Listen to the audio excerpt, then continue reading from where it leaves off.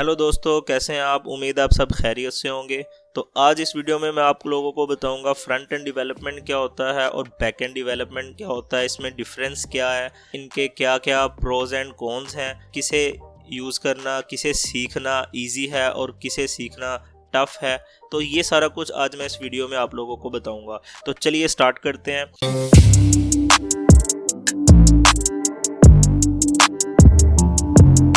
हम इसे एक एग्जाम्पल से समझते हैं। लेट्स से मैं एक रेस्टोरेंट की एग्जाम्पल लेता हूँ। तो मैं किसी अगर रेस्टोरेंट में जाता हूँ तो मेरे सामने जो जो चीज़ें लगी हुई दिखाई देंगी मुझे, जिन्हें मैं टच कर सकता हूँ, जिन्हें मैं देख सकता हूँ, जैसा कि चेयर है, टेबल है, उसके साथ साथ फूड है। तो ये सारी चीज़ें जो मैं देख सकता हूँ, जिन्हें मैं टच कर सकता हूँ, ये आपका फ्रंट एंड डेवलपमेंट में आता है। तो वो चीज़ें जिन्हें मैं नहीं देख सकता, जैसा कि किचन है, आपका खाना किचन में प्रिपेयर होता है, किचन में बनाया जाता है, लेकिन आप किचन को नहीं देख सकते। तो ये सब कुछ आता है बैक एंड में। तो इसी के साथ अगर हम इसे कंपेयर करें अपनी वेबसाइट के साथ, तो वेबसाइट पर अगर आप जाते हैं तो आपके सामने जितनी भी चीज़ें लगी हुई दिखाई देती हैं, जैसा कि बटन लगे हुए दिखाई देते हैं, इमेजेस लगी हुई दिखाई देती हैं, नेविगेशन बार होता है, लिंक्स लगे हुए होते हैं आपकी वेबसाइट के अंदर। तो वो सारी चीज़ें जिन्हें मैं देख सकता हूँ, जिन्हें मैं टच कर सकता हूँ, वो आता है फ्रंट एंड डेवलपमेंट में। तो वो चीज़ें जिनको मैं नहीं देख सकता, जैसा कि उन पे लॉजिक्स लगे हुए होते हैं। जैसा कि मैं किसी वेबसाइट पे जाता हूँ, लेट्स से मैं इंस्टाग्राम पे जाता हूँ और मैं वहाँ पे जाके लॉगिन करना चाहता हूँ, ठीक है, मेरा पहले से अकाउंट बना हुआ है, तो मैं चाहता हूँ मैं उस अकाउंट पे लॉगिन करूँ। तो उसके लिए मुझे यूज़र नेम, आईडी और मुझे वो पासवर्ड देना पड़ेगा। तो अगर मैं ये सारी चीज़ें सही से एंटर करता हूँ तो मुझे क्या होगा, मुझे एक्सेस दे दी जाएगी मेरे अकाउंट की। अगर मैं पासवर्ड और यूज़र नेम गलत एंटर करूँगा तो क्या होगा, मुझे वो बता देगा भाई आपने डाटा गलत एंटर किया है, आप अपना डाटा ठीक से एंटर करें। मैं अगर आपको गूगल पे लेके चलूँ तो ये आप इंस्टाग्राम देख रहे हैं, मैंने यहाँ पे फ़ोन नंबर या यूज़र नेम की जगह पे गलत यूज़र नेम यहाँ पे डाल दिया और साथ में नीचे मैंने जो पासवर्ड है ये भी गलत डाल दिया। तो अगर मैं इसे लॉगिन करता हूँ तो ये मुझे कह देगा भाई आपने यूज़र नेम और पासवर्ड गलत एंटर किया है। तो ये सारा जो लॉजिक लगा हुआ है, ये जो डिसाइड करता है कि आपने गलत डाटा एंटर किया है या ठीक किया है, ये आपका बैक एंड डेवलपमेंट करता है। तो बैक एंड डेवलपमेंट में सारे लॉजिक्स लगे हुए होते हैं, सारे एल्गोरिदम जो हैं वो सारा कुछ इसी में लगा हुआ होता है। तो अब हम बात करते हैं कि फ्रंट एंड डेवलपमेंट में कौन कौन से लैंग्वेजेस होती हैं। तो फ्रंट एंड डेवलपमेंट में HTML, CSS और जावास्क्रिप्ट आती है। इसमें लोगों को थोड़ा सा कन्फ्यूजन होता है कि वेब डिज़ाइन क्या होता है और वेब डेवलपमेंट क्या होता है। तो अगर आप HTML और CSS का यूज़ करते हुए अपनी वेबसाइट को डिज़ाइन करते हैं तो वो वेब डिज़ाइन में आता है। अगर आप इसके साथ साथ HTML और CSS के साथ साथ जावास्क्रिप्ट का भी यूज़ करते हैं तो वो आपका वेब डेवलपमेंट में आता है। फ्रंट एंड डेवलपमेंट को हम क्लाइंट साइड डेवलपमेंट भी कहते हैं। क्लाइंट साइड डेवलपमेंट इसलिए कहते हैं कि जब भी कोई वेबसाइट पे आता है तो उसे जो भी चीज़ें दिखाई देती हैं, वेबसाइट पर जितनी भी चीज़ें लगी हुई हैं, वो उनके साथ इंटरेक्ट कर सकता है, उनको टच कर सकता है, बटन्स हैं उनको टच कर सकता है। तो इसलिए इसे हम क्लाइंट साइड डेवलपमेंट कहते हैं।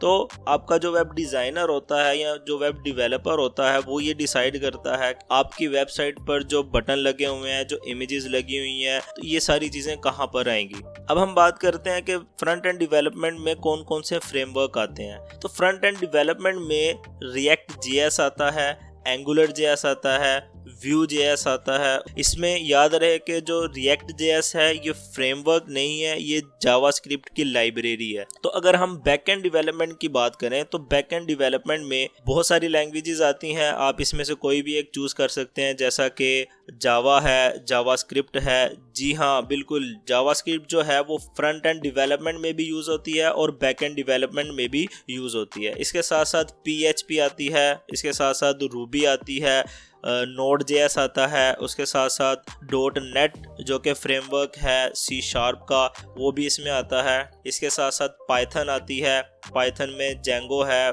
फ्लास्क है। तो ये सारी चीज़ें बैक एंड डेवलपमेंट में आती हैं। तो अगर आप बैक एंड डेवलपमेंट करते हैं तो आपको बैकएंड लैंग्वेज के साथ साथ एक डेटाबेस भी सीखना पड़ती है जो कि डाटा को स्टोर करने के लिए यूज़ की जाती है। जैसा कि SQL है, आप SQL सीख सकते हैं, इसके साथ साथ MySQL है, आप ये सीख सकते हैं, इसके साथ साथ Oracle है। तो और भी बहुत से डेटाबेसेस हैं जो कि आप सीख सकते हैं।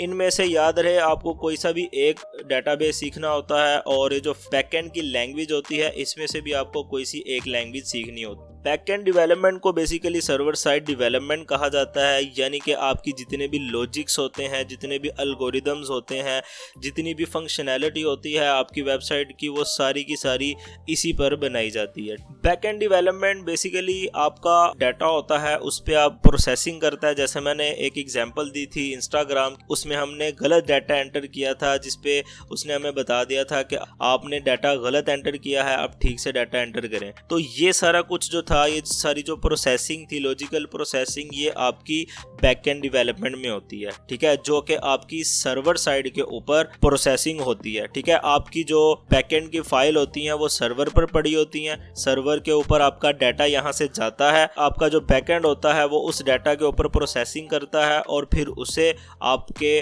ब्राउज़र को, यानी कि HTML और CSS और जावास्क्रिप्ट की फॉर्म में आपके यूज़र को दे देता है। याद रहे, जो आपका ब्राउज़र है वो 3 लैंग्वेजेस जानता है, जैसा कि HTML है, CSS है और जावास्क्रिप्ट है। बस ये 3 लैंग्वेजेस आपके ब्राउज़र को आती हैं। आपका जो बैकएंड होता है वो आपके डाटा के ऊपर प्रोसेसिंग करता है और फिर आपको HTML, CSS और जावास्क्रिप्ट की फॉर्म में आपको आउटपुट देता है। जैसा कि हमने इंस्टाग्राम की एग्जांपल ली थी, उसमें हमने गलत डाटा एंटर किया था। हुआ क्या था, मुझे उसी वक्त पता चल गया था मैंने गलत डाटा एंटर किया है। आपकी जो प्रोसेसिंग थी आपके डाटा के ऊपर वो आपके सर्वर पर हुई थी, लेकिन आपको HTML, CSS और जावास्क्रिप्ट की फॉर्म में ही आउटपुट मिला था। अब हम बात करते हैं कि किसे सीखना ईजी है, किसे सीखना टफ है। तो पहले हम बात करते हैं फ्रंट एंड की। तो फ्रंट एंड के लिए अगर आपने कोई लैंग्वेज पहले से नहीं सीखी हुई, ठीक है, आपने कोई भी लैंग्वेज नहीं सीखी हुई, आपको प्रोग्रामिंग का कुछ नहीं आता, तो आप इजीली फ्रंट एंड डेवलपमेंट में आ सकते हैं। आपको जस्ट 2 से 4 मंथ या 5 मंथ लगेंगे, आप फ्रंट एंड डेवलपमेंट इजीली सीख सकते हैं। इसके साथ साथ अगर हम बैकएंड की बात करें तो बैकएंड को सीखना थोड़ा सा मुश्किल है, क्योंकि इसमें सारे लॉजिक्स लगाए जाते हैं, सारे जो एल्गोरिदम है वो सारा इसी के अंदर आता है, तो इसे सीखना थोड़ा सा मुश्किल है as compare to front end development. तो अगर हम बात करें कि भाई हमें कौन सी फील्ड की तरफ जाना चाहिए, वेब डेवलपमेंट के अब ये 2 फील्ड हैं, फ्रंट एंड डेवलपमेंट और बैक एंड डेवलपमेंट। तो हमें किस फील्ड की तरफ जाना चाहिए, तो ये डिपेंड करता है आपके ऊपर, आपका इंटरेस्ट किस में है। आपको वेबसाइट को बनाना, डिज़ाइन करना अगर अच्छा लगता है तो आपको ऑब्वियसली फ्रंट एंड डेवलपमेंट में जाना चाहिए। अगर आपको लगता है आप एल्गोरिदम्स बना सकते हैं, आपको लॉजिक्स लगाना अच्छा लगता है, अगर आप लोगों को लगता है कि आप एल्गोरिदम्स अच्छे से बना सकते हैं, आप डेटाबेस के साथ अच्छे से काम कर सकते हैं, ठीक है, तो आपको फिर बैकएंड की तरफ जाना चाहिए। फ्रंट एंड डेवलपमेंट बेसिकली अगर आप फ्रंट एंड डेवलपमेंट करते हैं तो आपके सामने आपका रिजल्ट होता है, यानी कि आप कुछ भी बनाते हैं, आप अपनी वेबसाइट डिज़ाइन कर रहे हैं, आप HTML, CSS और जावास्क्रिप्ट का यूज़ कर रहे हैं, तो आपके सामने आपका रिजल्ट होगा। अगर आप बटन लगाते हैं, अगर आप नेविगेशन बार बनाते हैं, अगर आप इमेजेस लगाते हैं अपनी वेबसाइट पर, तो आप उसे अपने आंखों से देख सकते हैं। लेकिन अगर आप बैकएंड डेवलपमेंट में काम कर रहे हैं तो आप अपना रिजल्ट इस तरह से नहीं देख पाते। तो ये थोड़ा सा एडवांटेज है फ्रंट एंड डेवलपमेंट के लिए। अगर हम फुल स्टैक डेवलपमेंट की बात करें तो इसमें फ्रंट एंड डेवलपमेंट भी आ जाता है और बैक एंड डेवलपमेंट भी आ जाता है, यानी कि आपको फ्रंट एंड डेवलपमेंट का भी काम करना पड़ेगा, आपको वेबसाइट को डिज़ाइन भी करना पड़ेगा और आपको बैक एंड का काम भी करना पड़ेगा।